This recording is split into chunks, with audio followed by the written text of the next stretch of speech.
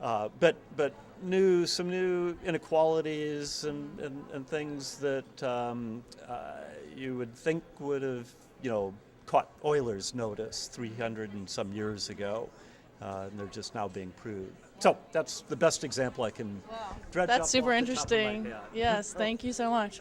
Well, thank you for talking to us. This has been You're great. welcome. Yeah, we'd like to thank Barry for this wonderful interview. We're asking about manifolds. What about them? We're asking like people's thoughts about them and like if they care or if they're here for them. I mean, manifolds are fun, sure, but I'm no expert in manifolds. I'm just an undergrad. Are you into number theory? Yeah, more that kind of thing. Yeah. Just a talk about not floor homology. I think it was that was up in the big ballroom, which was very interesting. Really? Yeah. Where are you from? I'm from Michigan. Oh, very nice. Have you? I gotta go somewhere. Oh, please. Bye. Talking about prime numbers. Prime numbers. Yes. Or manifolds. Your pick. Prime numbers. Prime numbers. Okay. We had.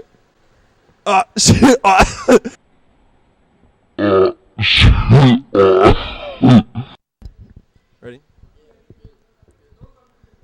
Hey. Do you want to do an interview with me? Fair. Okay. Maybe when we come back. Okay. We'll be watching for you.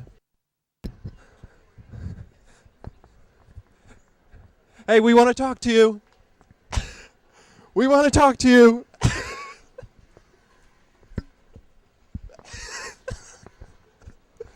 Let's go. Hey, can we have a few questions, please? Why are you here? I just saw my and he was also my advisor, Oh my God. Doc- You should talk to him. Dr. And I'm terrified. He's gonna be like, "What Dr. are you Gordon." doing here? You failed every math class you took." Really? I didn't actually, but that's so scary. He's a really nice imitation, so we can pretend. My name is Dr. and I'm here to teach you about statistics.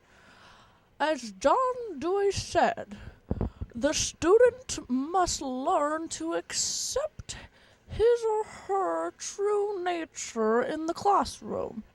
This cannot be achieved through discipline or obedience, but rather through true love of learning. Let's go talk to Dr. I saw Dr.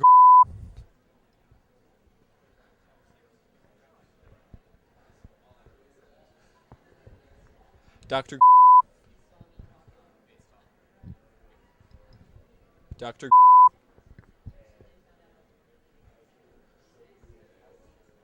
What? Dr.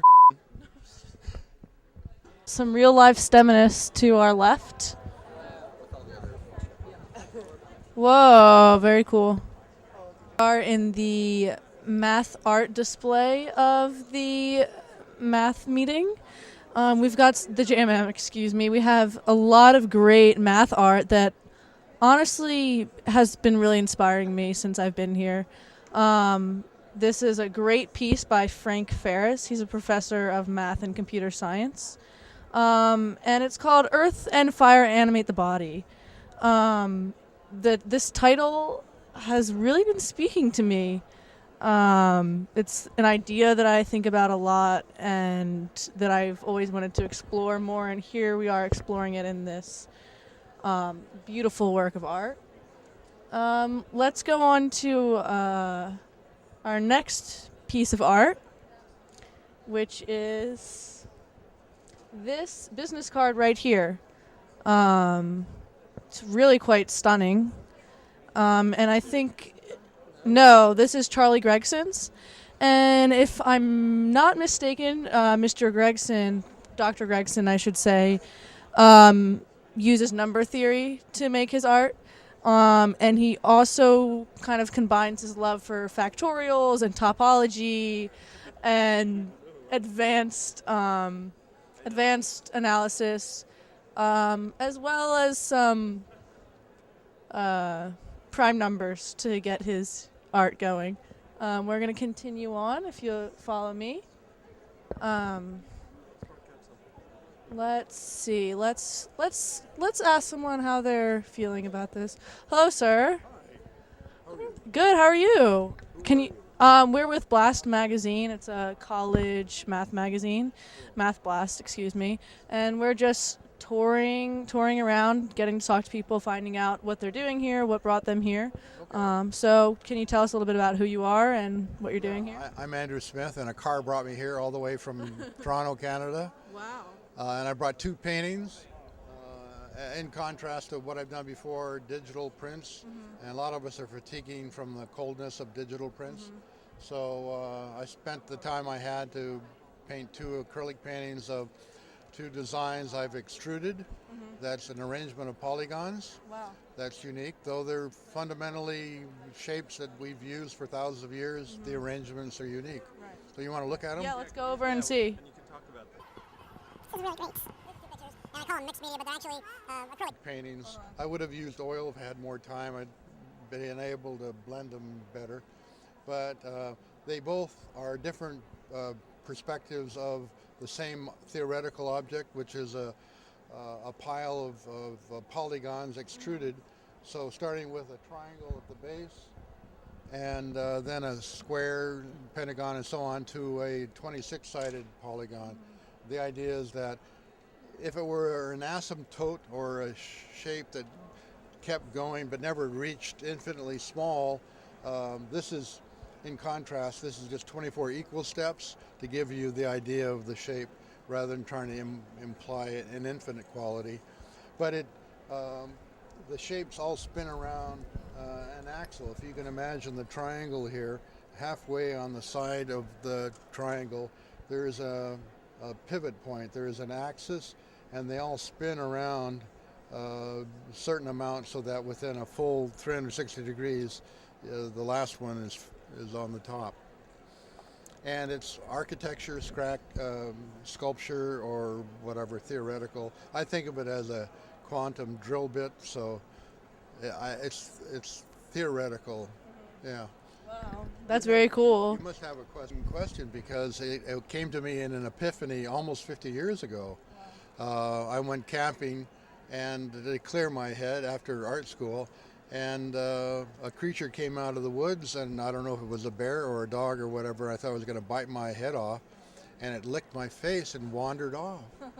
And I was kind of stunned for hours until the sun rose, and then I imagined lines. I connected lines with the stars and where I lived in school and all that, and I created the first arrangement of polygons and started drawing them, and over the course of 50 years I've compiled dozens and dozens of variations in different categories.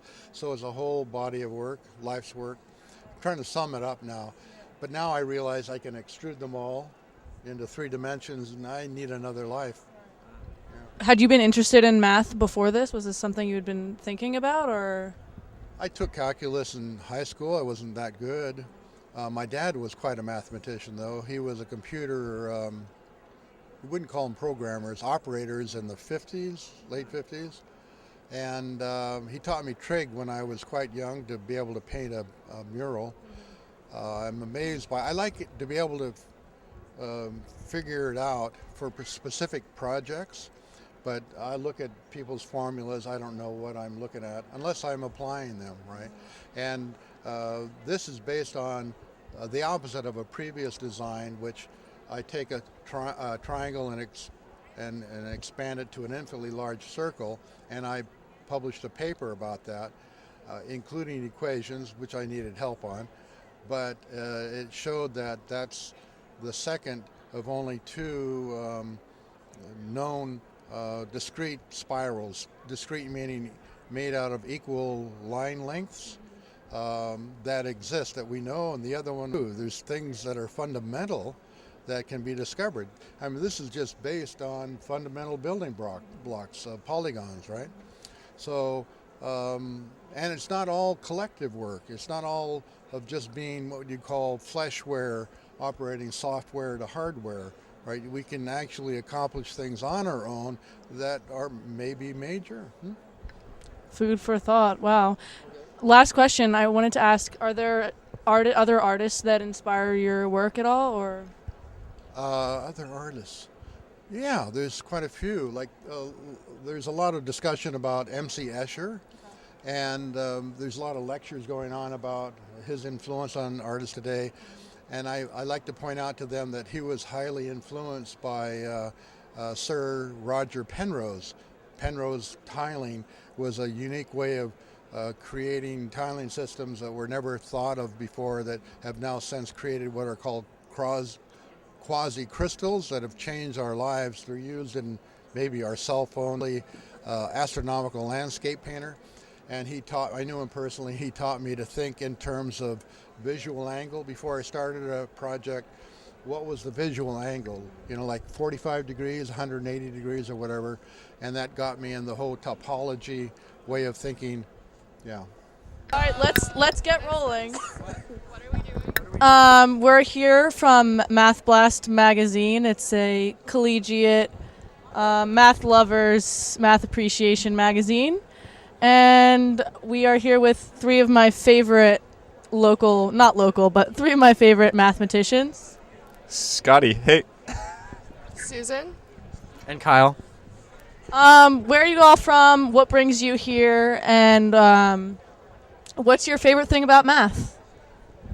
Oh, I just love how pretty math is. It's just, everything's gorgeous about it. I'm actually from Montana, but we all met at an REU we did this summer, and we're presenting about our research down there. Can you tell us a little bit about your research? So Kyle and I's problem was a heat transfer problem, figuring out thermal properties given a set of data. And yeah, that's the short story about what it was. It was pretty fun, though. Are you excited to present? Yeah, I think so. We got our poster done today, and everything's set to jet. Yeah. And women in math, good or bad? Good. That's a good thing. Yeah. Not everyone agrees. Oh.